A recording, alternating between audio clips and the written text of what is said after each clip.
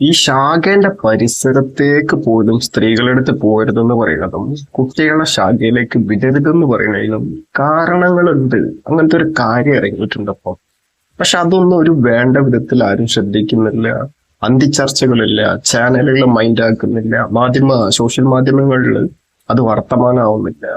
ഇവിടെ ഒരു പ്രവാസിന്റെ ഭാര്യയാണ് അയാള്.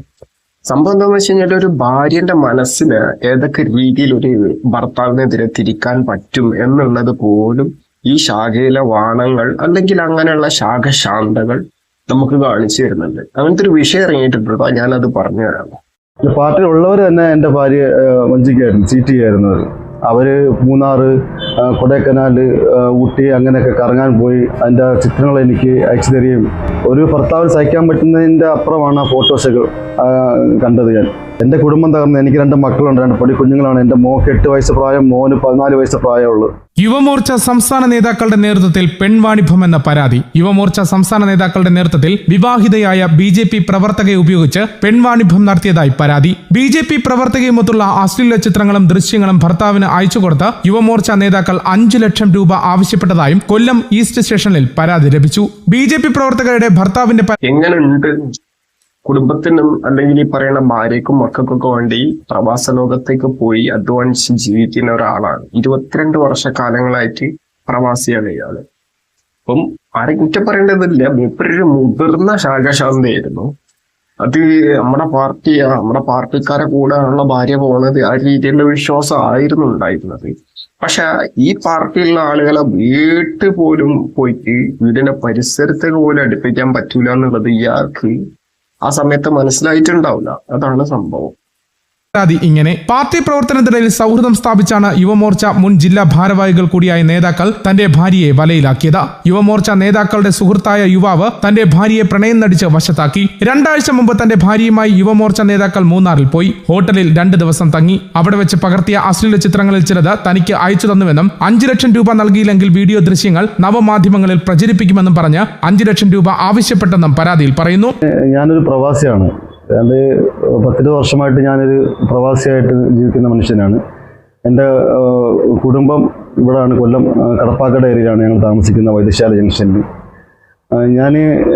ഇത് സംഭവം എന്ന് വെച്ച് കഴിഞ്ഞാൽ ഇപ്പം ഒരു BJPന്റെ അനുഭാവിക്ക് അതല്ലെങ്കിൽ ആ ഒരു പാർട്ടിയിലുള്ള പ്രവർത്തകൻക്ക് തന്നെയാണ് ഈ ഒരു പരിപാടി പണി കിട്ടിയിട്ടുള്ളത്.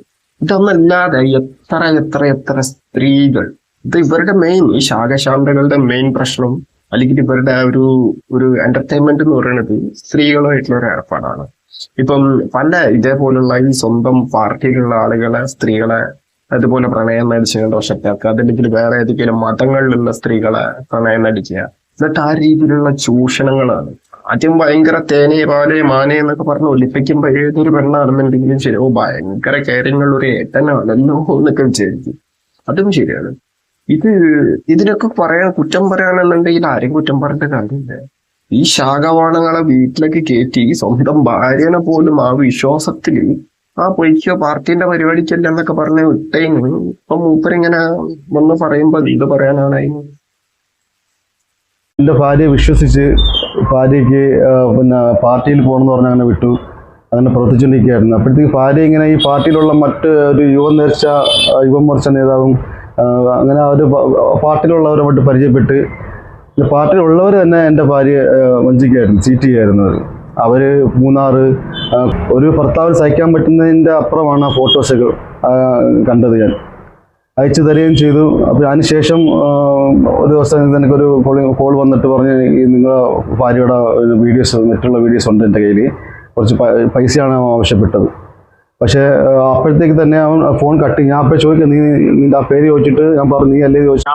അല്ല, ഇത് ഭാര്യ അറിഞ്ഞിട്ടുള്ള ഏർപ്പാടാവൂലേ? ഭാര്യക്ക് ആവശ്യമായിട്ടുള്ള പൈസയും അല്ലെങ്കിൽ കുട്ടികൾക്ക് ആവശ്യമായിട്ടുള്ള ആ ഒരു പൈസന്റെ ആവശ്യമൊക്കെ അത് ഇയാള് ചെയ്തു കൊടുക്കുന്നുണ്ട്. അതിന്റെ പുറമെ യുവമോർച്ചയിലുള്ള ഏട്ടന് വേണ്ടിയിട്ട് ആ ഭാര്യ ഒരു സഹായം ഭർത്താവിനെ കൊണ്ട് ചെയ്തു കൊടുക്കുന്നതാണ്.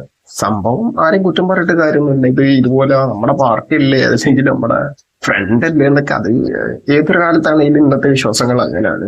അതിപ്പോ ഏത് ഇന്ന ബന്ധം എന്നൊന്നും എല്ലാ ബന്ധങ്ങളിലും ഇതല്ലാതെ ഇപ്പം ഇതുപോലെ തന്നെ എത്ര സ്ത്രീകള് ഒരാളെടുത്ത് ഈ രീതിയിലുള്ള വിഷയങ്ങൾ പറയാൻ പറ്റാതെ പെട്ടുകിടക്കുന്നുണ്ടാവും. ഒരു ഭയങ്കര കെട്ടിക്കുടുക്കലിലൊക്കെ കുടുങ്ങി കിടക്കുമ്പോഴാണ് യഥാർത്ഥത്തിൽ ഒരു സ്ത്രീ അയ്യോ ഞാനൊരു സ്ത്രീ ആയിരുന്നല്ലോ എന്നുള്ള രീതിയിൽ ആലോചിക്കുക. ഇതുവരെ ഇനി ഒരു പെണ്ണാണ് ഇതിനെ കൊണ്ട് അത് പറ്റുമോ അല്ലെങ്കിൽ അത് വേണോ എന്നൊക്കെ ചോദിക്കുമ്പോൾ അന്റെ പെണ്ണുങ്ങൾക്ക് അത് പറ്റൂലേ, അല്ലെങ്കിൽ ആ രീതിയിലുള്ള ഭയങ്കര സിഗ്മ ഫീമെയിലിന്റെ രീതിയിലുള്ള ഡയലോഗ് അടിച്ചുകൊണ്ട് നടക്കുന്ന സ്ത്രീകളാണ് പറഞ്ഞത്. ഇങ്ങനെയൊക്കെ പെടുമ്പോഴേ ഉള്ളൂ ഞാനൊരു സ്ത്രീയാന്നുള്ളൊരു ബോധത്തിൽ വരികയാണ്. തന്നെ ഫോൺ കട്ടിട്ട് പോവുകയും ചെയ്തു അവൻ. അപ്പം അതിനുശേഷം എനിക്കുണ്ടായ മാനസികാവസ്ഥ വെച്ചാൽ വളരെ വലുതാണ്. ഞാൻ തിരിച്ച് എനിക്ക് എങ്ങനെയെങ്കിലും എനിക്ക് നാട്ടിൽ വന്ന് ഇത് സത്യാവസ്ഥ അറിയാൻ വേണ്ടി നാട്ടിൽ വന്ന് ഞാൻ അന്ന് പിറ്റേ ദിവസം എനിക്ക് ടിക്കറ്റ് ഇടാതെ പിറ്റേ ദിവസം ഞാൻ കയറി വന്നു.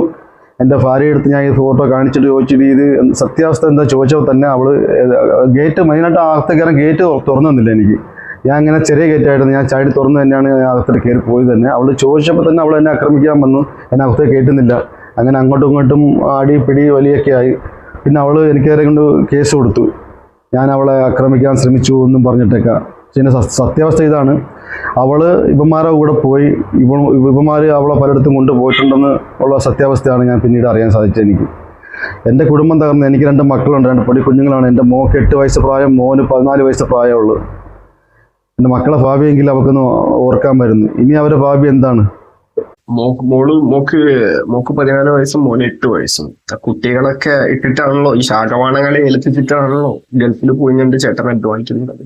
ഇതുപോലെ പ്രവാസികളുടെ ഭാര്യമാരെ മാത്രം നോക്കിയെടുക്കുന്ന സംഖ്യകൾ വേറെ കേട്ടോ, അത് വേറെ ടീംസാണ്.